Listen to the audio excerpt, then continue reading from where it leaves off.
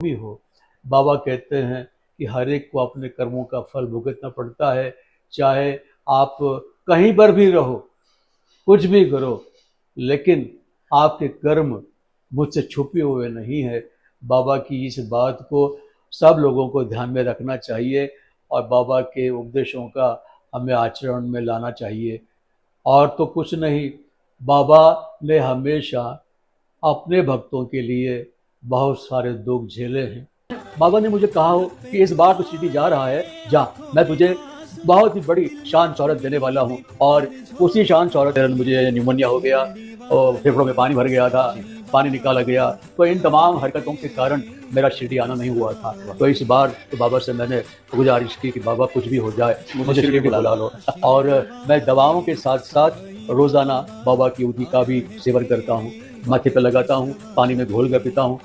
जो असर उदी का होता है, वो असर के कारण ही मैं आज शिरडी तक पहुंच पाया हूँ। वरना इस उम्र में 9 घंटे का सफर तय करके बड़ौदा से शिरडी आना शिरडी आना। लाजमी तो नहीं था मेरे लिए, मुश्किल था, लेकिन बाबा खींच लाए हैं। और मैं सच कहूँ मनी, तो न जाने बाबा ने मुझे कहा हो कि इस बार तो शिरडी जा रहा है, जा, मैं तुझे बहुत ही बड़ी शान शौहरत देने वाला हूँ। और ओम साई राम। ही रिवन तो आ गई है 58 नंबर की कहानी, जो कि है केवल और केवल साईं भक्तों की ज़ुबानी। तो ये है साईं लीला, या कह लीजिए साईं स्टोरी। और जैसे कि मैं हर एक स्टोरी में हमेशा बोलती हूँ कि सबसे ऊपर कर्म और इंसानियत है, वैसे ही आज जो लीला है उसमें भी सेम बात अंकल जी ने कही है कि कर्म की भट्टी में सबको जलना पड़ता है, चाहे फिर आप कुछ भी कीजिए। जी हाँ, ऐसा देखिए, मेरा खुद का मानना है कि कर्म और इंसानियत सबसे ऊपर है। ठीक है, अगर आप ये दो चीज़ नहीं कर रहे ना, और उसके बाद आप कुछ भी कर रहे हैं, वो सब व्यर्थ है, और एक दिन आपको उस चीज़ का जवाब ज़रूर मिलेगा। ये मेरा खुद का लाइफ एक्सपीरियंस है। मैंने अपनों को देख के ये दो बातों को हमेशा ऊपर रख दिया है कि सबसे ऊपर कर्म और इंसानियत है, उसके बाद वो जिनको आप मानते हैं। जैसे मेरे लिए मेरे साईं, आपके लिए कौन है, कमेंट करके ज़रूर बताना। और लीला ज़रूर सुनना। लीला में बाबा देखिए कैसे अपने भक्त को शिरडी में उनको कमरा चाहिए था, और सिंगल लोगों को, जो से मतलब कोई एक आता है पर्सन, उसको नहीं था अलाउ। और अगर आप फैमिली में हैं या ग्रुप में हैं तभी आपको अलाउ किया जाता है। तो बाबा खुद आए अपने भक्त को शिरडी में कमरा दिलाने, और जैसे ही उनका सारा काम हो गया वो पीछे मुड़े तो बाबा वहाँ नहीं थे। तो भक्त तो खैर ये पहचान गया कि ये बाबा ही थे, क्योंकि बाबा पे जो अटूट विश्वास है वो जब भक्त को हो जाता है ना, तो बाबा के हर इशारे को वो दिल से समझने लग जाता है। मैं खुद इस चीज़ को बहुत अच्छे से समझ सकती हूँ। आज बाबा की मेरे सामने लोग लाख बुराइयाँ कर लें, पर बाबा से जो मुझे प्यार है वो नहीं कोई निकाल सकता, मरते दम तक नहीं। तो लीला ज़रूर सुनिए और कमेंट करके अपना फीडबैक ज़रूर दीजिए कि आपको ये लीला कैसे लगी। पार्ट 2 इसका जल्द ही मैं अपलोड करूँगी, क्योंकि ये 2 पार्ट में है। तो आइए सुनते हैं साईं लीला। जब मैं बहुत छोटा था, जी। तकरीबन 8 साल का रहा होऊंगा, जी। तो मेरा चचेरा भाई जो है वो बाबा का परम भक्त था। जी। वाह। और हम सब गर्मी की छुट्टियों में हमारे नेटिव प्लेस खंबात जाते थे। जी। तकरीबन 20-25 लोग हम साथ में रहते थे। जी। तो उनका, मेरे चचेरे भाई का एक रोज़ का नियम था कि जब वो सो जाते थे तो अपने तकिए के नीचे एक छोटी सी वो तस्वीर रखते थे। तो एक दिन मैंने देखा कि वो उन्होंने तकिए के नीचे एक तस्वीर रखी। वाह। मैंने पूछा उनसे कि भैया ये कौन है? तो उन्होंने बताया कि ये शिरडी वाले साईं बाबा है।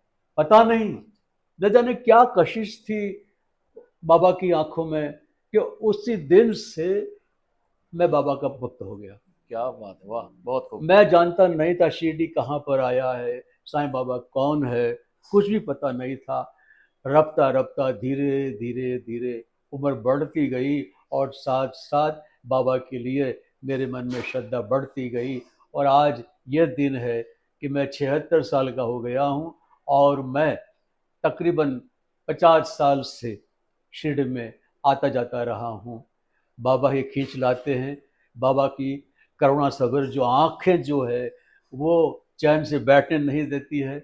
इस बार जब मैं आज यहाँ पर आया हूँ तब भी यही बात थी। 2.25 साल हो गए मैं शिरडी नहीं आ पाया हूँ। इसके पीछे का कारण ये है कि मेरा बेटा जो है वो अमेरिका में रहता जी। है और बेटी रहती है लंदन में रहती है। जी। तो 6 महीने मैं रहता हूँ अमेरिका लंदन में, 6 महीने यहाँ पर रहता हूँ। तो पौने 2 साल तक मैं यहाँ पर नहीं आ पाया।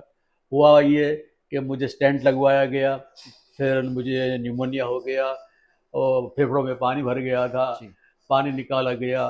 तो इन तमाम हरकतों के कारण मेरा शिरडी आना नहीं हुआ था। वाह। तो इस बार तो बाबा से मैंने गुजारिश की कि बाबा कुछ भी हो जाए मुझे शिरडी बुला लो। और मैं दवाओं के साथ साथ रोज़ाना बाबा की उदी का भी सेवन करता हूँ, माथे पर लगाता हूँ, पानी में घोल कर पीता हूँ। जो असर उदी का होता है वो असर के कारण ही मैं आज शिरडी तक पहुँच पाया हूँ। क्या बात है। वरना इस उम्र में 9 घंटे का सफ़र तय करके बड़ौदा से शिरडी आना लाजमी तो नहीं था मेरे लिए, मुश्किल था, लेकिन बाबा खींच लाए हैं। और मैं सच कहूँ, कोई भी परेशानी आई मैंने बाबा को याद किया है वाह। और जब सुख आया तो बाबा का शुक्राना किया है। आता हूँ, हंसते हंसते आता हूँ मैं, बाबा के समाधि मंदिर के दर्शन करता हूँ, द्वारका में जाता हूँ, सब कुछ करता हूँ मैं। जी। जब शिरडी छोड़ कर जाने का वक्त आता है तब खुद ब खुद यक बयक मेरी आंखें भर आती है और बाबा से मैं रोते रोते कहता हूँ, बाबा जल्दी जल्दी फिर बुला लेना मुझे, क्योंकि आपके बगैर जीना जीना नहीं है। तुम हो तो मैं हूँ, तुम नहीं तो मैं कुछ भी नहीं। क्या बात। कि सोना जो है वो आग में तप कर निखरता है, वो कुंदन बनता है। उसी तरह से इंसान की ज़िंदगी में इंसान जो है वो दुखों की आग में तप कर निखरता है। कर्मयोग की भट्ठी ऐसी है जिसमें हर इंसान को जलना पड़ता है, बिल्कुल। चाहे वो अमीर हो, चाहे फ़कीर हो, जो भी हो।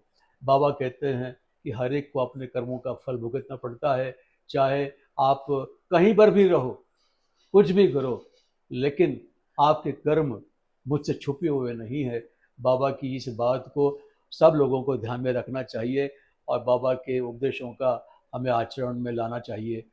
और तो कुछ नहीं, बाबा ने हमेशा अपने भक्तों के लिए बहुत सारे दुख झेले हैं, बहुत दुख झेले हैं।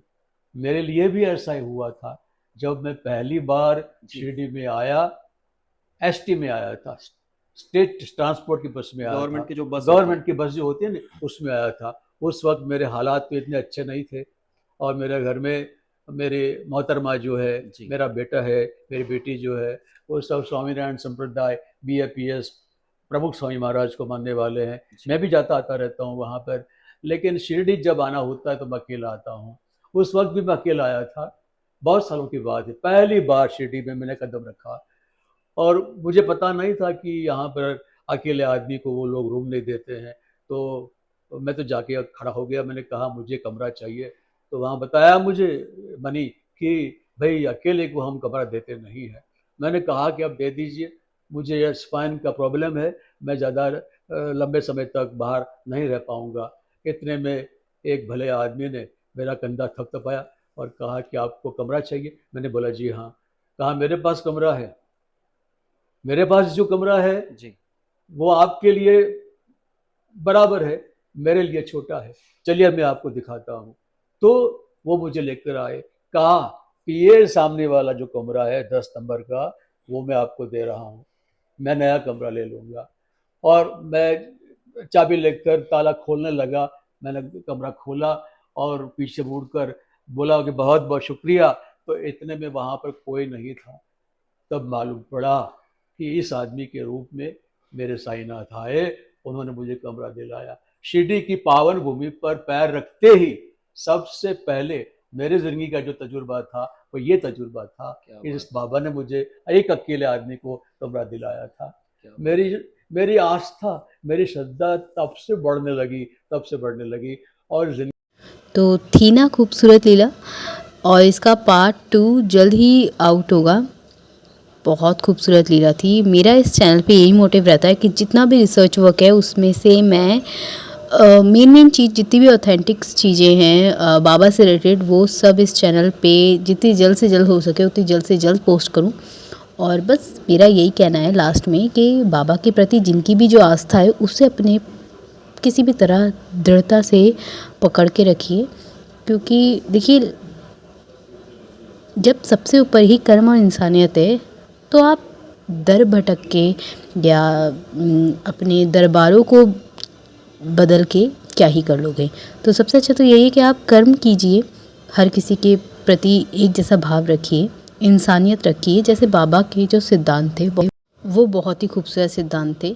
तो मुझे बाबा से प्यार बाबा को जानने के बाद हुआ है, और फिर उनके जो सिद्धांत थे उनसे जो मेरा कनेक्शन हुआ ना, मैं बाबा को अब किसी भी हाल पे नहीं छोड़ सकती। हालांकि ये इतना आसान नहीं है, बहुत चुनौती है मेरी लाइफ में कि हर एक जब भी मैं अपने बाबा को याद करने बैठती हूँ या जब कभी बाबा से रूबरू होने की कोशिश करती हूँ तो ऐसा लगता है कोई ना कोई रियलिटी चेक के लिए मेरे सामने आता है बार बार, और कहीं ना कहीं बाबा से रिलेटेड कुछ विरोधी बात करने की कोशिश करता है। पर मुझे फ़र्क नहीं पड़ता सच बताऊँ तो, क्योंकि मेरे दिल में बाबा बस चुके हैं। अब तो वो मेरे मरने के बाद ही शायद अगले जन्म में जाके फिर से जुड़ें।